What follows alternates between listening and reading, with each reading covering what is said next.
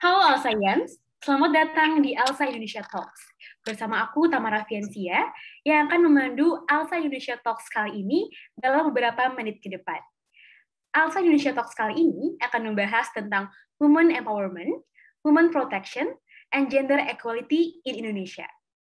Raden Ajeng Kartini merupakan sosok yang sangat berpengaruh dan melegenda dengan kutipan bukunya Habislah Gelap Terbitlah Terang, dan karena kutipan buku itulah muncul istilah emansipasi wanita.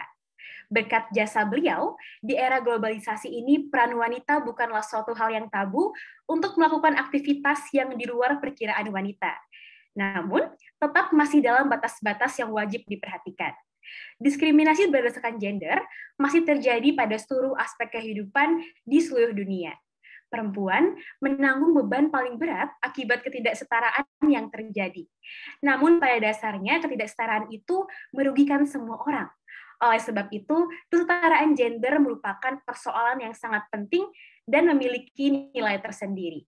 Dan tentunya teman-teman semuanya, saat ini kita telah kedatangan pembicara yang sangat inspiratif yang memiliki concern terhadap isu perempuan, khususnya isu yang berkaitan dengan perempuan di Indonesia. Baiklah, tanpa berlama-lama lagi, saya akan menyapa pembicara kita pada kesempatan kali ini, yaitu Kak Melisa Anggiarti, atau yang biasa disapa dengan Kak Imel. Halo Kak Imel, selamat datang Kak. Bagaimana kabarnya hari ini Kak? Halo Kak Fian, saya baik hari ini kabarnya, dan senang sekali udah diundang untuk menjadi pembicara di ALSA. Semoga setelah dialog ini kita bisa sama-sama mempelajari hal baru, saya juga dapat ilmu dan bisa sharing sama teman-teman tentang pengalaman-pengalaman saya. Segitu aja. Oke, wah seneng banget nih akhirnya bisa dapat kesempatan untuk ngobrol-ngobrol langsung sama Kak Imel. Senang mendengar kalau kabar kakak baik pada hari ini. Semoga sehat selalu ya Kak, dan aku juga ingin mengucapkan terima kasih kepada Kak Imel karena telah bersedia hadir dan ngobrol-ngobrol santai di Alsa Indonesia Talks kali ini. Oke teman-teman, Kak Melisa Anggiarti ini merupakan woman activist. Hal ini bisa dilihat dari seberapa seringnya Kak Imel menyuarakan terkait isu-isu perempuan di Indonesia. Dan ternyata Kak Imel ini juga merupakan seorang pilot perempuan yang berpangkat first officer. Wah, hebat banget ya Al Science. Karena seperti yang kita ketahui juga, jarang banget nggak sih di Indonesia ada perempuan yang berprofesi sebagai pilot.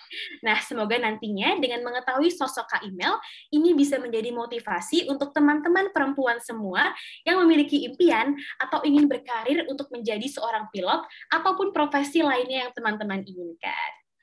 Oke deh Kak Imel, mungkin sekarang aku ingin tanya-tanya nih Kak sama Kak Imel, dan sekalian ngobrol-ngobrol santai juga ya Kak, karena jarang banget aku bisa dapat kesempatan buat ngobrol langsung sama Kak Imel. Aku mau tahu nih Kak, boleh diceritakan nggak Kak kesibukan Kak Imel akhir-akhir ini apa aja Kak? Sekarang kesibukannya selain terbang, juga aku sebagai ibu dari satu anak, terus aku juga running sebuah bisnis, terus aku juga lagi karena lagi banyak waktu luang juga, jadi lagi mau belajar tentang isu-isu yang lagi banyak dibahas gitu. Wah, gila keren banget ya Kak. Ternyata selain seorang pilot dan juga ibu rumah tangga, Kak Imel juga mengambil beberapa bisnis ya Kak. Dan saat ini juga Kak Imel sedang mendalami beberapa isu terkait tentang perempuan. Keren banget Kak Imel. Terima kasih. Boleh tahu nggak sih Kak, apa sih sebenarnya yang memotivasi Kak Imel sehingga Kak Imel ini ingin menjadi seorang pilot Kak? Karena yang aku tahu nih Kak, dari aku kecil sampai aku sekarang, jarang aku dengar teman-temanku di sekolah gitu yang perempuan kayak aku pengen jadi seorang pilot tuh jarang banget sih Kak. Boleh diceritakan nggak Kak kira-kira? Iya, aku juga sendiri, aku nggak tahu sampai akhirnya aku lulus kuliah. Jadi memang kita sama-sama berpikir bahwa pilot itu memang laki-laki, kerjaan laki-laki nggak sih itu gitu. Sampai setelah lulus kuliah aku baru tahu, oh ada pilot perempuan ya. Oh, gimana kalau saya coba aja gitu ya, karena memang kebetulan saya juga dari keluarga penerbang gitu, ayah saya juga penerbang, jadi dunia itu cukup familiar dengan saya, jadi saya pikir bisalah ini gitu, hanya tinggal mungkin belajar dan tes gitu kan. Terus udah itu aja sih sebenarnya. Dan satu, memang saya ketriggernya adalah saya mau bekerja tapi saya nggak mau kerja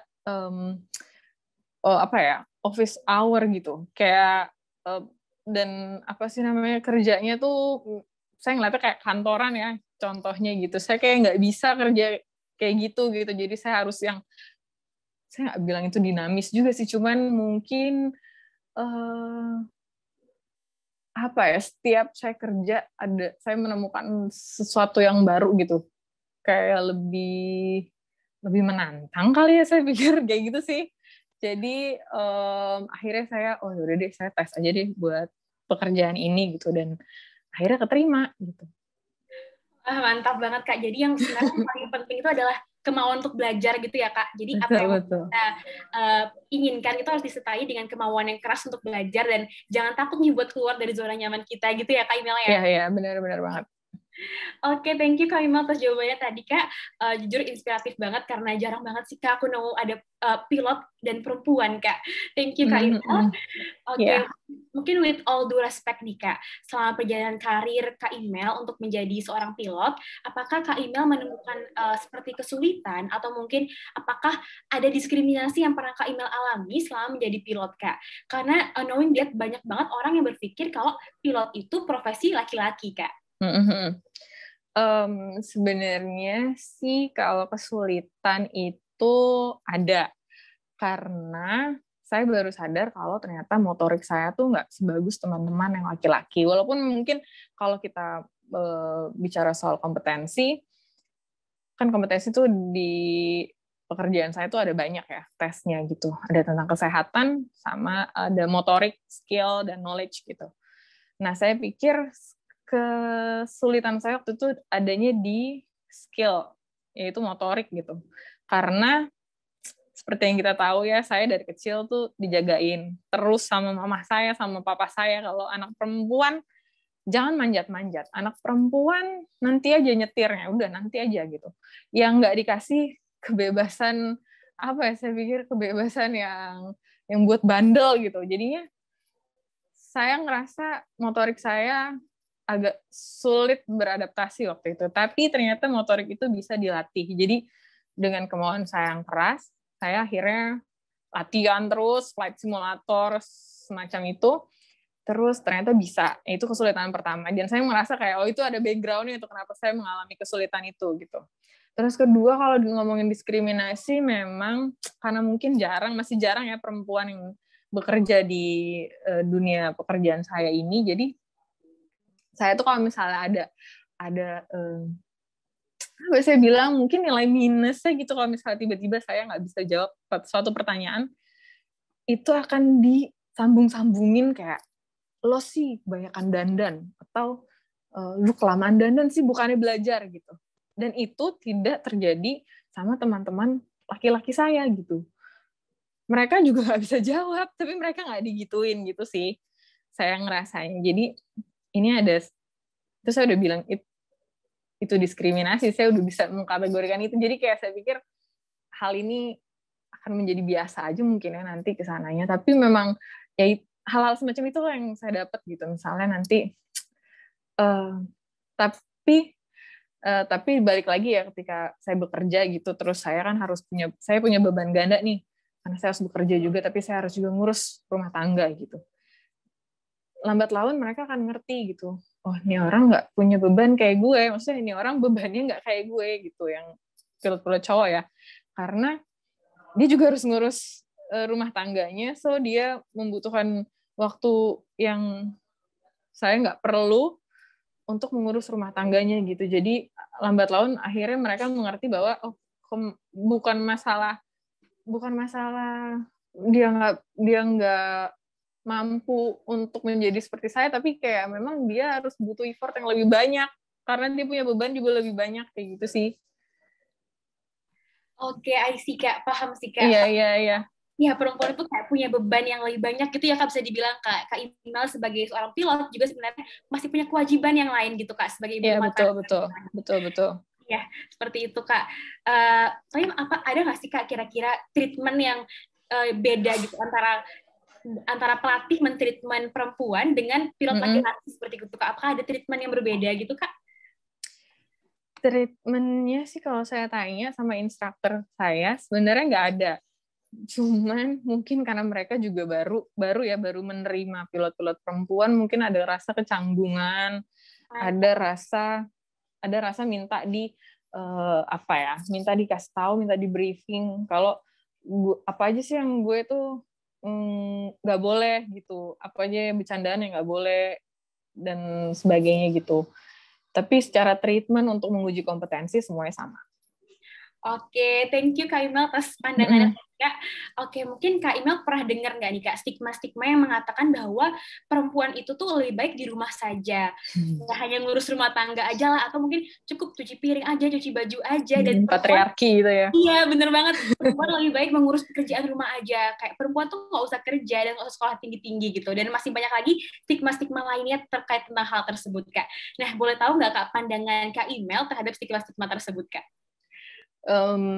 Saya kebetulan udah nggak pernah dengar itu lagi sih, karena kayaknya udah itu ucapan-ucapan kayak gitu kayaknya mungkin nggak berani juga kali ya ngasih tahu ke saya. Cuman kalau saya di posisi saya mendengar hal itu, saya suka bilangnya kalau saya di rumah aja saya tidak memajukan ekonomi negara ini gitu. Terus habis itu kalau saya di rumah aja nanti asisten rumah tangga saya kerjanya jadi nggak punya kerjaan gitu.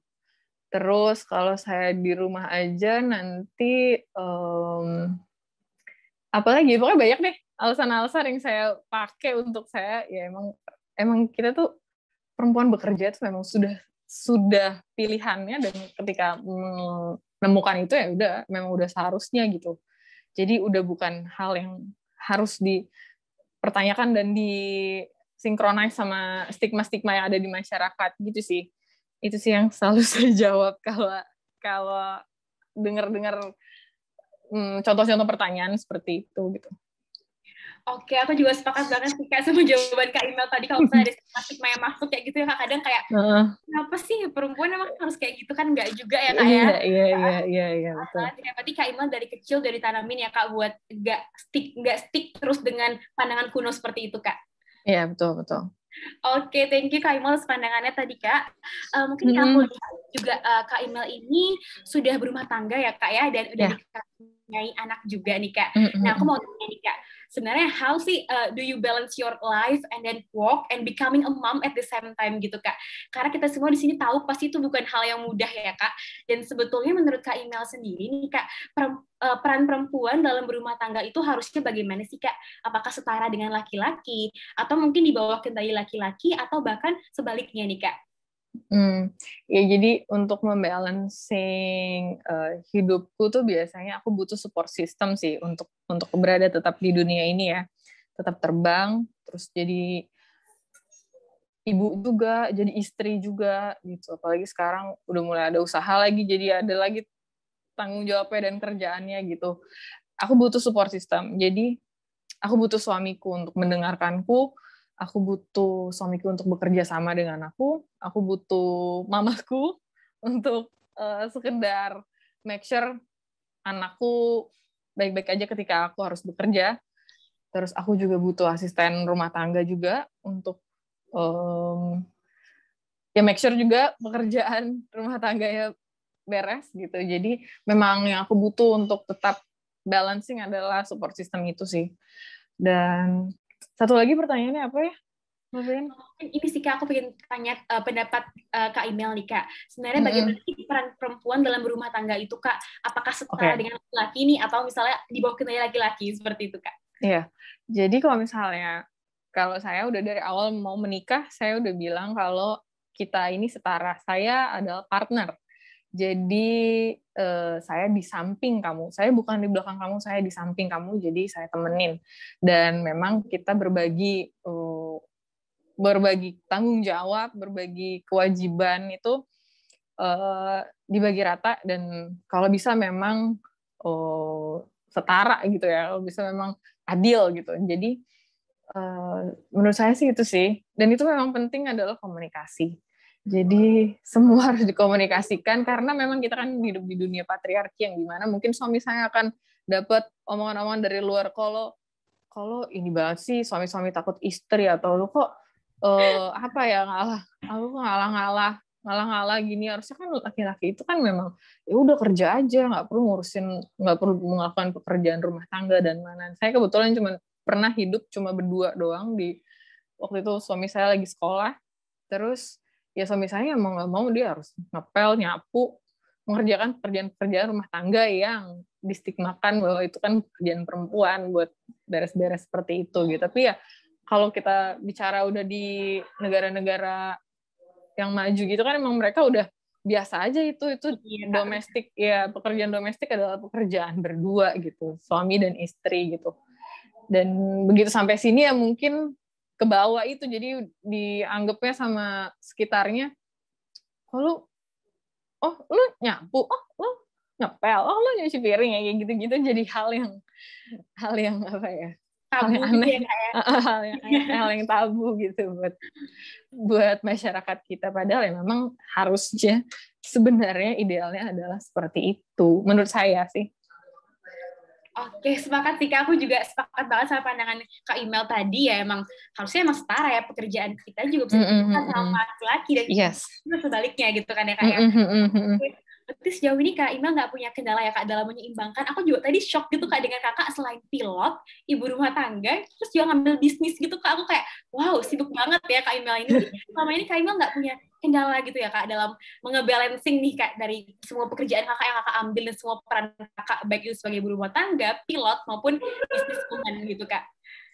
Iya, kendalanya sih pada akhirnya aku ya itu, jadi karena fokusnya terbagi, jadi kadang-kadang aku ngerasa aku tuh kurang maksimal di semua bidang. Jadi kayak aku kurang maksimal untuk belajar untuk terbangku, aku kurang maksimal untuk ngejagain anakku, aku kurang maksimal untuk running bisnisku. Jadi aku ngerasanya kendalanya itu sih, ada perasaan-perasaan seperti itu. Tapi sebenarnya kalau misalnya kita jalanin aja, kita kayak udah nggak usah terlalu overthinking, kita jalanin aja deh.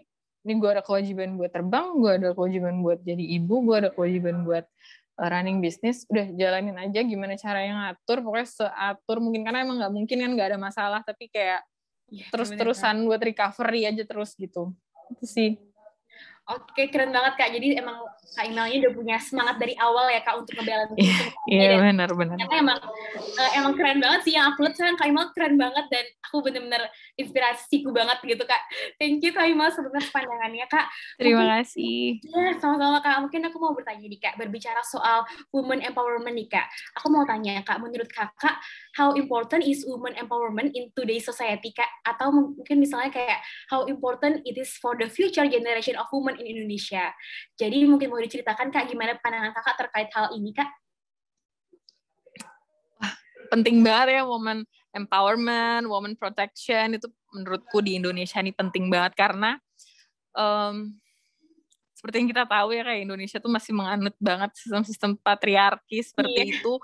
Dan kebetulan aku nggak bilang ini berkaitan dengan sistem pendidikan kita ya, cuman sepertinya ada sumbangsi dari sisi itu gitu. Jadi bikin stigma-stigma yang tidak bertanggung jawab itu tuh jadi makin bisa meluas, jadi makin dianut orang-orang yang mereka nggak terekspos dengan isu-isu tentang patriarki ini bahkan gitu, atau isu-isu tentang banyak hal yang merugikan perempuan gitu. Jadi memang harus terus-terusan digaungkan, harus terus-terusan kita omongin, karena biar orang-orang yang tadinya mungkin nggak tahu jadi tahu dan keganggu gitu.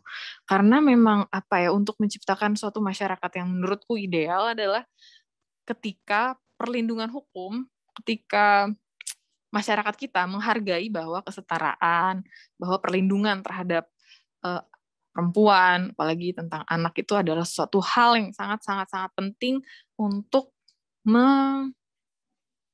menghindari segala bentuk kekerasan, kejahatan terhadap perempuan dan anak-anak itu sendiri gitu. Jadi kita kasih hukum yang menurutku protection itu bukan cuma hukum yang berat banget untuk pelaku, tetapi juga perlindungan, pemulihan ketika perempuan atau anak menjadi korban dari entah itu kekerasan atau diskriminasi atau pelecehan dan lain-lain seperti itu. Iya, Saya aku tutup pintu dulu ya, bentar ya.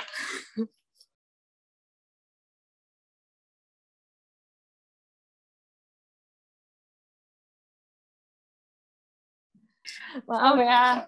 Gak apa-apa Kak, santai banget Kak. Oke, thank you banget Kak Imal tadi atas pandangannya terkait seberapa pentingnya sebenarnya women protection, women empowerment, dan juga gender equality di Indonesia itu sendiri ya Kak. Dan sekarang juga di Indonesia ini masih di tengah-tengah ya Kak ya, masih tetap ada bergaung lah patriarkinya seperti itu ya Kak ya.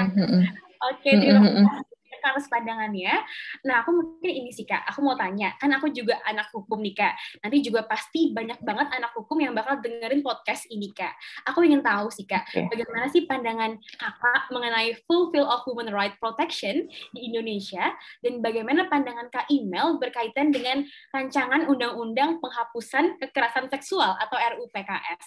Apalagi pada tahun 2021 kemarin, tepatnya di akhir Maret, RUU PKS telah resmi masuk ke dalam program legislasi nasional atau prolegnas, setelah sebelumnya sempat dikeluarkan pada tahun 2020, Kak. Namun sayangnya sampai saat ini nih, Kak, belum disahkan juga, Kak. Bagaimana sih pandangan Kak Imel berkaitan dengan hal ini? Karena aku juga sempat nge-stalk nih, Kak, nge-stalk Instagram Kak Imel, dan Kak Imel ini sangat concern terhadap hal-hal seperti itu, Kak. Iya, aku pikir RUU PKS penting banget.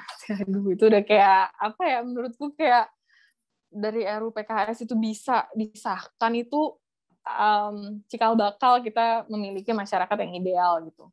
Tetapi memang sadar banget juga kalau ini banyak banget halangannya, banyak banget orang-orang yang menurutku masih mereka salah mengerti tentang adanya undang-undang PKS ini gitu. Jadi kupikir emang akan sulit, tapi memang ini penting sekali karena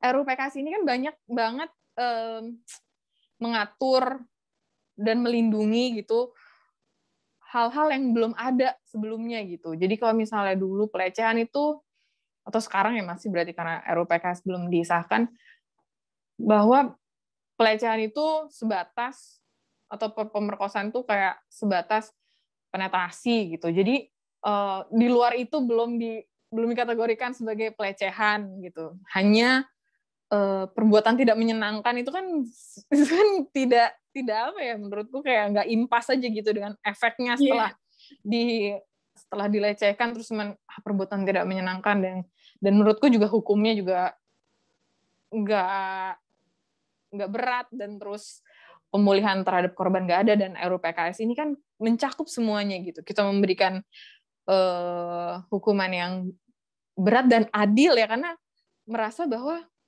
pelaku itu juga korban gitu. Jadi setelah dihukum ini pelaku akan direhabilitasi gitu. Nah terus habis itu korbannya selain dia mendapatkan perlindungan pas lagi kasusnya lagi dibahas, terus dia dapat bisa dapat memilih untuk hadir di persidangan tapi beda ruangan, seperti diperlakukannya beda seperti pengadilan anak gitu. Terus habis itu dia juga dapat fasilitas pemulihan, di mana fasilitas itu tuh dapetnya dari denda si korban itu ya, kayak apa, restitusi ya. Nah iya, jadi menurutku kayak ini RUU PKS ini udah bener-bener undang-undang yang harus ada di Indonesia gitu. Karena begitu kita keras terhadap undang-undang ini, diharapkan bisa menekan angka pelecehan itu, karena akhirnya kok predator kayak gitu tuh takut gitu, karena mereka kayak, wah gila nih hukumannya tuh bisa berat banget, terus gue juga harus ganti rugi, gue harus gini gitu. Jadi dari situ aja sebenarnya udah mencegah gitu untuk terjadinya kekerasan seksual pada perempuan, pada korban, pada anak gitu. Jadi gue pikir ini penting banget, dan memang aku speak up soal ini karena aku pengen banget undang-undang ini disahkan dan bisa melindungi semua korban, dan bisa melindungi juga generasi anakku, mungkin karena aku udah punya anak dan anakku perempuan, dan perempuan adalah yang menurut data terbanyak menjadi korban gitu. Jadi aku pikir ini adalah masa depan gitu. Jadi Ya gitu deh, aku bener-bener nge-push ini banget, dan memang ini belum disahkan. Aku ngerti, bukan gak ngerti sih, kayak aku ngerti tapi aku kayak marah juga karena kenapa sih gitu orang tuh cuman berfokusnya pada poin-poin yang menurutku ya ini tuh harusnya nggak usah dibahas, karena kayak tiba-tiba ada pihak-pihak yang membahas tentang ini berarti melenggangkan apa membenarkan adanya LGBT segala macam, terus itu jadi hal-hal yang menurutku mengesampingkan tujuan sebenarnya gitu. Jadi kayak aku pikir ini apa sih orang-orang ini gitu. Cuman memang mungkin ada beberapa orang-orang yang mengerti hukum dan mereka berbicara soal RUU PKS ini, polemiknya adalah pengaturan tentang kalau nggak salah ada di pasal berapa ya, 12 atau pasal 91 itu gitu. Kalau nggak salah ya, aku terkoreksi deh. Jadi ada poin-poin di mana ngatur soal siul, ngatur soal consent, kayak misalnya ngajakin melakukan kegiatan seksual, tapi belum apa ya, belum kurang ajar gitu, cuman ngajak aja, bukan ngajak kayak dialog mungkin ya di bayanganku, itu bisa kena gitu. Itu aja sih sebenarnya, tapi memang secara keseluruhan saya mendukung sekali RUU PKS ini. Mungkin memang terhadap beberapa pasal mungkin harus ada dibahas lagi supaya kita lebih sempurna lagi untuk menjadi RUU gitu. Itu sih. Oke, thank you. Thank you banget Kak Imel, pandangannya keren banget Kak, pandangannya aku juga sepakat. Aku juga sempat lihat nih Kak di Instagram Kak Imel juga sempat menyuarakan terkait tentang pegang kertas gitu ya Kak, yang bacaannya kata pelaku kepada korban, nanti kalau kamu melapor dan saya dikeluarkan, istri dan anak saya makan apa gitu kan Kak ya.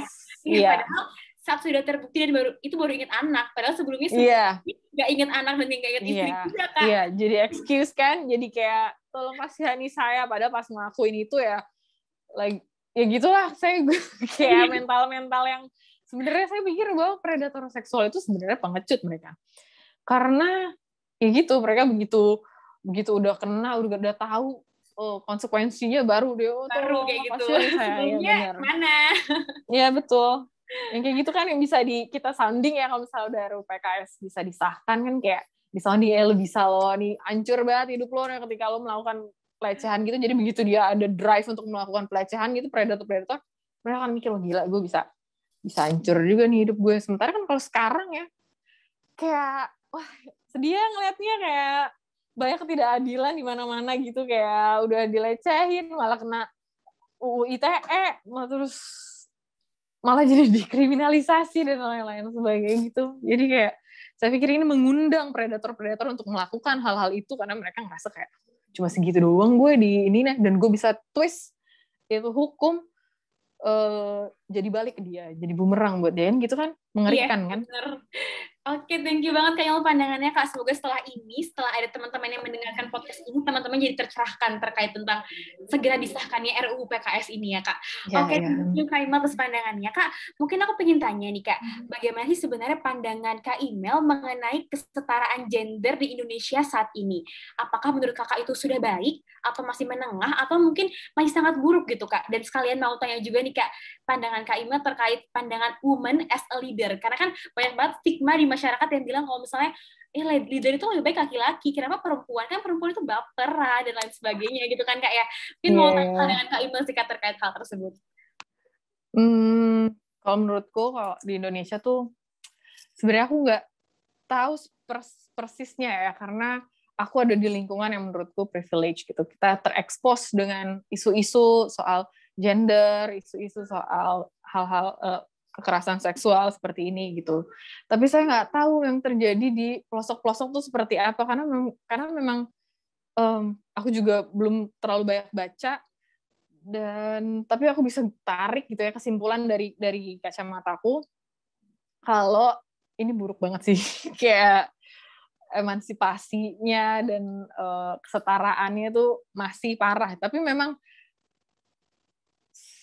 yang ada di sekitarku, kayak misalnya pekerjaanku gitu, kan ketidaksetaraan itu kan juga kadang-kadang suka masalah pembayaran gaji dan lain-lain, dan di lingkunganku tuh semuanya udah setara gitu. Jadi aku nggak bisa bilang juga ini terlalu buruk, karena aku merasakannya ini tuh di lingkunganku setara gitu, dan aku diterima sekali pekerjaanku ini gitu. Tapi aku nggak tahu kan di tempat-tempat lain kayak gimana gitu. Jadi aku kadang-kadang suka bingung juga untuk ini sebenarnya udah bener nggak ya di Indonesia tuh gitu. Tapi yang ada di lingkungan saya sih udah bener, cuma saya nggak tahu nih di luar di pelosok sana gimana gitu. Karena kayak kadang-kadang kalau baca by data ya emang frustasi juga karena ya pada kenyataannya memang ini tidak tersebar seluas itu gitu tentang edukasi soal kesetaraan ini gitu. Terus kalau woman as leader, aku benar-benar ngerasa nggak ada masalah sama sekali ketika woman as a leader. Cuman memang di dunia patriarki ini perempuan itu kalau mau jadi leader harus punya mental yang bener-bener jago banget gitu, mental dewa.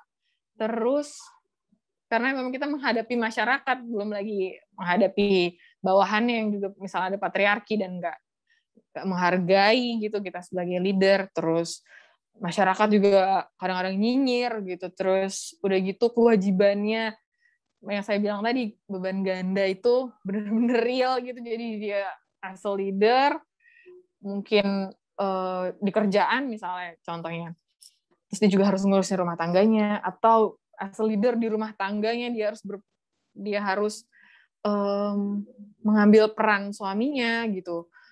Terus dia juga harus cari nafkah segala macam kayak gitu. Menurutku sebenarnya nggak ada masalah, tapi memang perempuan itu sendiri harus dibekali dengan mental yang benar-benar dewa banget sih. Tapi saya percaya perempuan tuh pasti bisa gitu.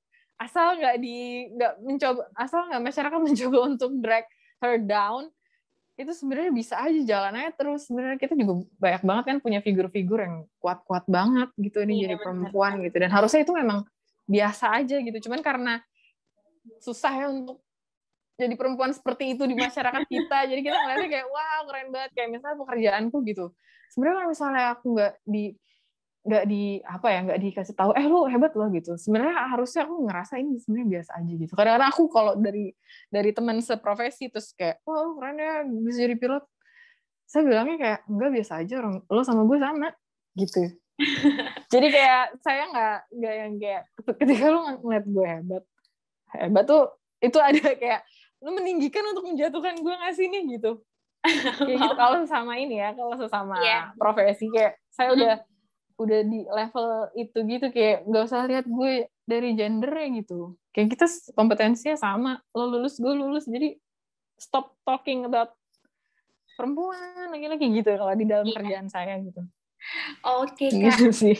kalau boleh tahu nih di tempat kerja Kak Email nih Kak sebagai seorang pilot, apakah perempuan itu juga ada yang sebagai leader gitu Kak, misalnya sebagai ketua pilotnya atau misalnya yang kayak emang pemimpin di atas gitu Kak, atau emang semua didominasi oleh laki-laki gitu Kak?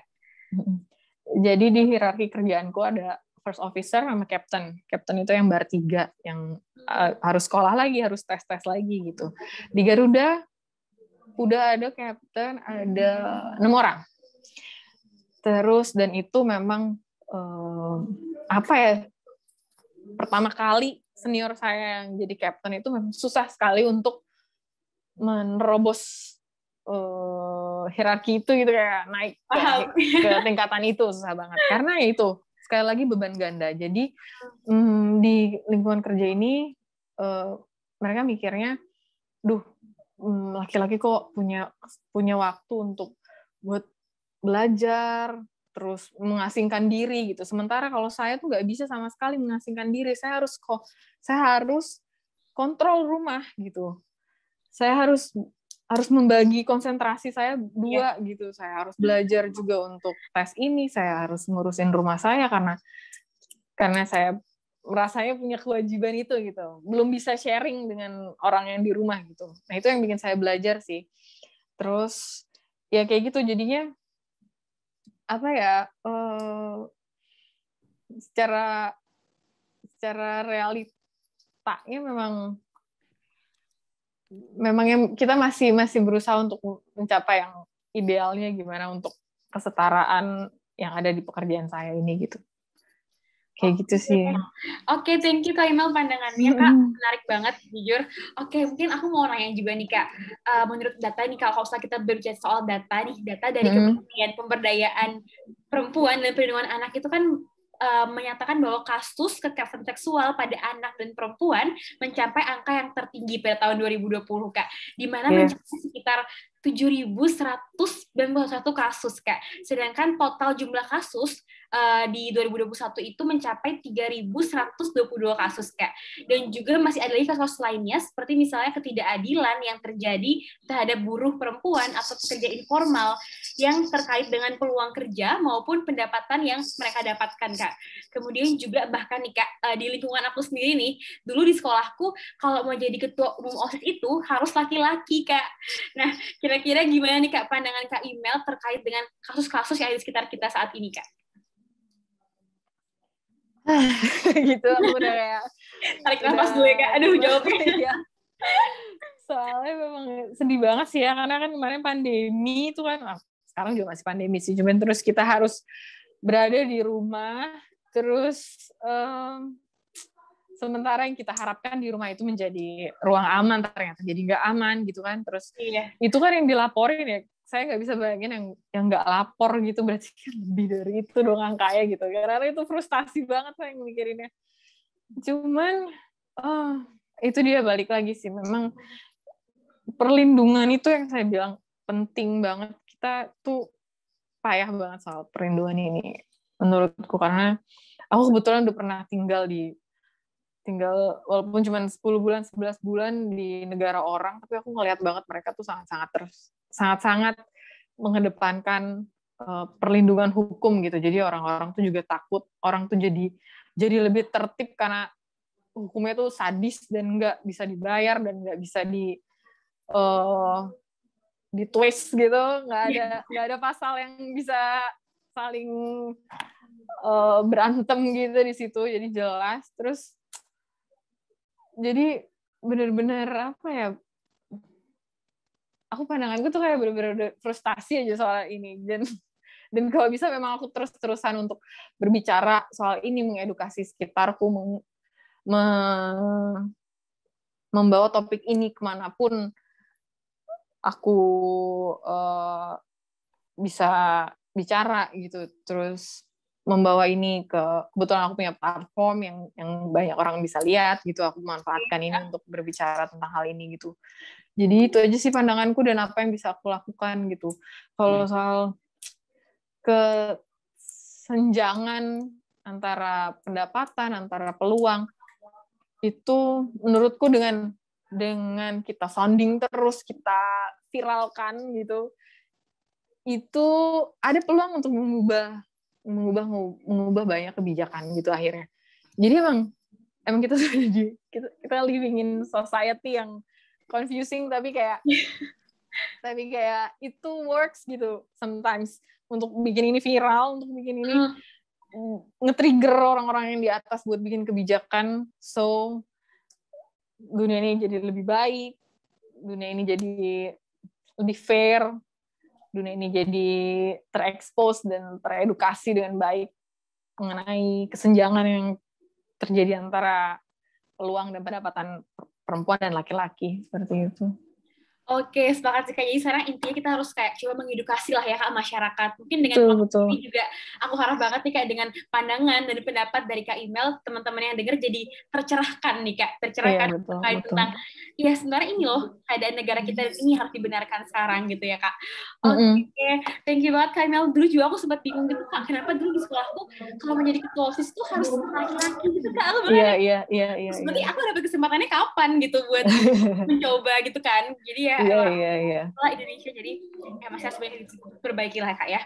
Oke, jadi Kak Imel, nah di ASA Indonesia ini, ASA Indonesia sebagai satu organisasi nih Kak, organisasi mahasiswa hukum se-Asia, memiliki satu program kerja nasional yang bersifat sosial dan bertujuan untuk memberikan dampak langsung ke masyarakat secara luas nih Kak. Nah program kerja ini namanya ALSA Care and Legal Coaching Clinic, atau yang biasa disebut dengan ALSA CLCC Kak. Nah kebetulan juga nih Kak, pada tahun ini kegiatan tersebut mengangkat tema terkait dengan protecting the rights of women Kak. Nah, menurut Kakak nih Kak, aspek-aspek apa aja sih Kak yang perlu diperhatikan dalam melindungi hak-hak perempuan di Indonesia saat ini? Aspek penting yang harus dilindungi ya? Iya, bener Kak. Kira-kira apa sih aspek-aspek yang harus dilindungi Kak, yang sekarang lagi urgent banget nih buat disuarakan seperti itu Kak? Semua aspeknya menurutku udah diwakili sama RUU PKS untuk perlindungan terhadap nggak cuma perempuan aja kan, jadi korban juga atau laki-laki yang termarginalisasi, laki-laki yang kena toxic masculinity gitu. Jadi memang RUU PKS ini menurutku udah mencakup semua aspek-aspek yang harus menjadi perlindungan terhadap perempuan dan korban dan anak. Jadi banyak sih ya, jadi kayak yang ngebuat ini urgent itu kan, perlindungan ini yang urgent itu kan karena kayak kita harus memberikan, yang paling penting tuh sebenarnya ketika terjadinya kekerasan, terjadinya pelecehan, terjadinya ketidakadilan gitu yang membuat traumatis, itu kan sebenarnya pemulihannya kita harus menggandeng orang-orang yang mengerti tentang masalah psikologi orang, kayak masalah-masalah yang bisa mengembalikan trauma, bisa menyembuhkan trauma orang tersebut gitu. Jadi memang perlindungannya itu berfokus juga pada aspek pemulihan setelah terjadinya banyak ketidakadilan gitu. Terus habis itu aspek yang kedua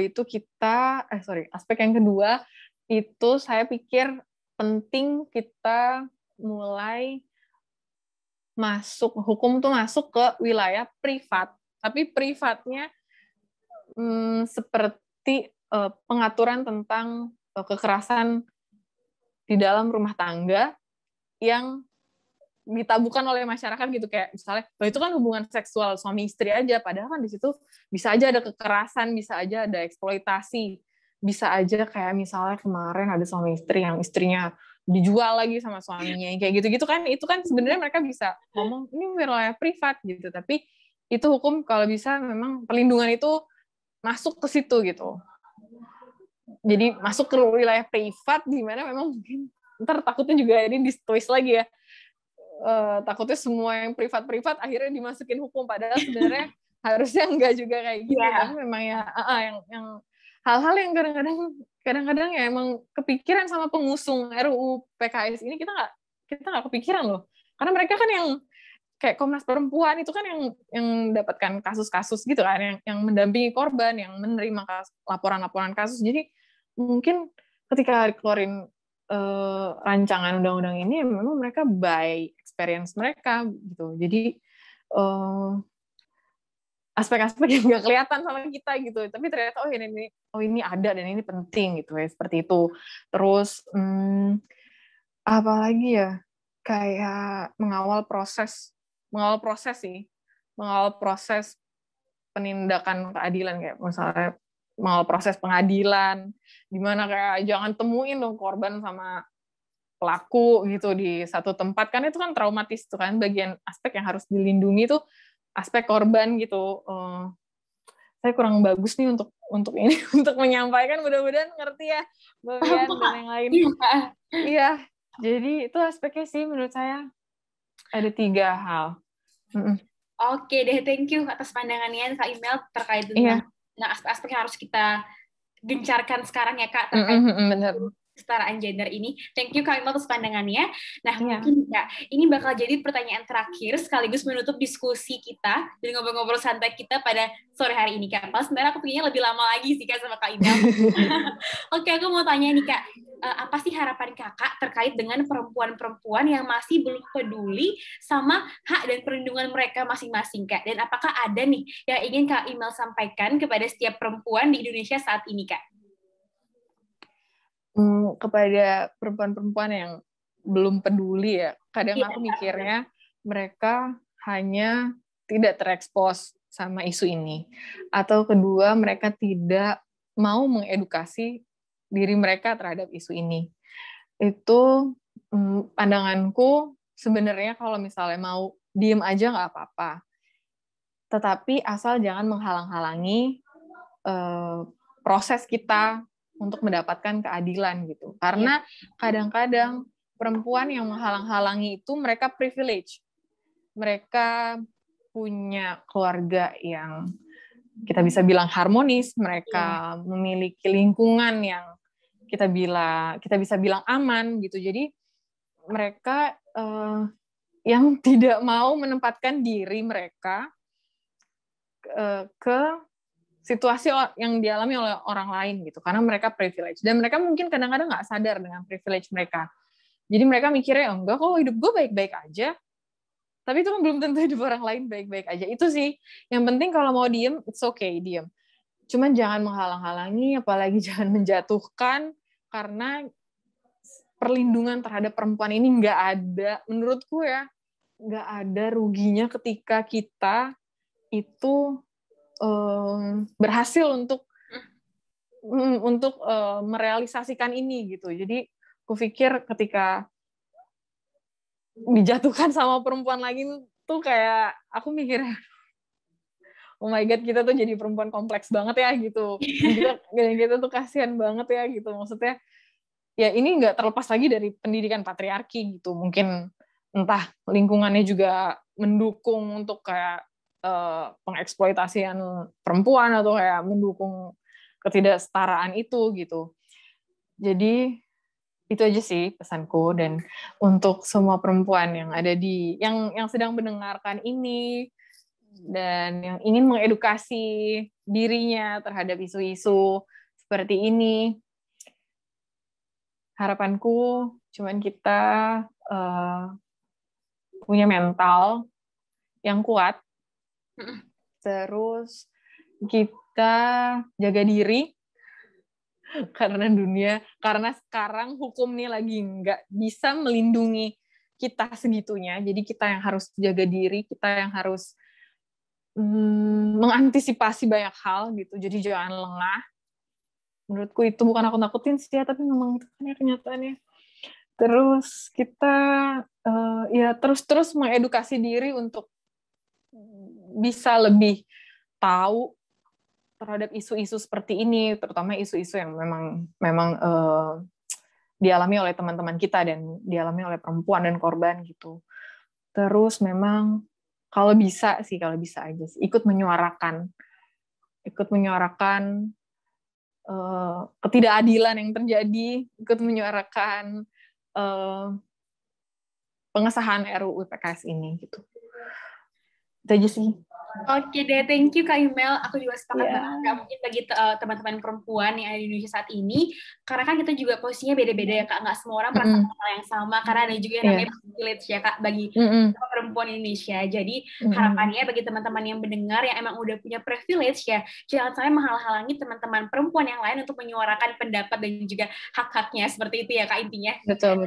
Oke, terima kasih banyak Kak Imel atas pandangannya Kak. Menarik banget semua pandangan Kak Imel tadi, dan senang banget karena diskusi tadi bersama Kak Imel sangat inspiratif dan tentunya dapat membuka pandangan masyarakat nih Kak, berkaitan dengan women empowerment, women protection, dan juga gender equality di Indonesia Kak. Mungkin akan sedikit aku simpulkan nih Kak, hasil ngobrol-ngobrol santai kita bersama Kak Imel hari ini. Mungkin yang pertama adalah kesetaraan gender ini merupakan salah satu hak asasi kita sebagai manusia, di mana hak untuk hidup secara terhormat, bebas dari rasa ketakutan, dan bebas menentukan pilihan hidup tidak hanya diperuntukkan bagi laki-laki, namun perempuan pun mempunyai hak yang sama pada hakikatnya, Kak. Dan sosok perempuan yang berprestasi dan bisa menyeimbangkan antara keluarga, karir, dan hal-hal lainnya menjadi sangat langka ditemukan, Kak. Karena perempuan ini seringkali takut untuk berkarir karena tuntutan perannya sebagai ibu rumah tangga.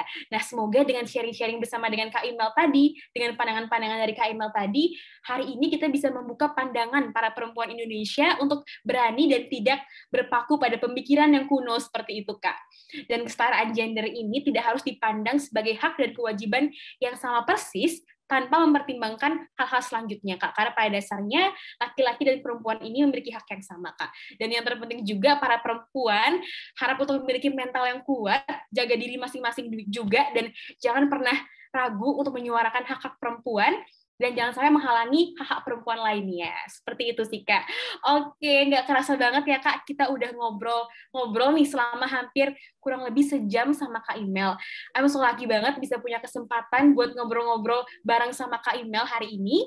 Semoga nantinya apa yang Kak Imel sampaikan hari ini dapat bermanfaat bagi seluruh perempuan maupun seluruh masyarakat di Indonesia yang berkaitan dengan kesetaraan gender, perlindungan perempuan, dan juga pemberdayaan perempuan, Kak.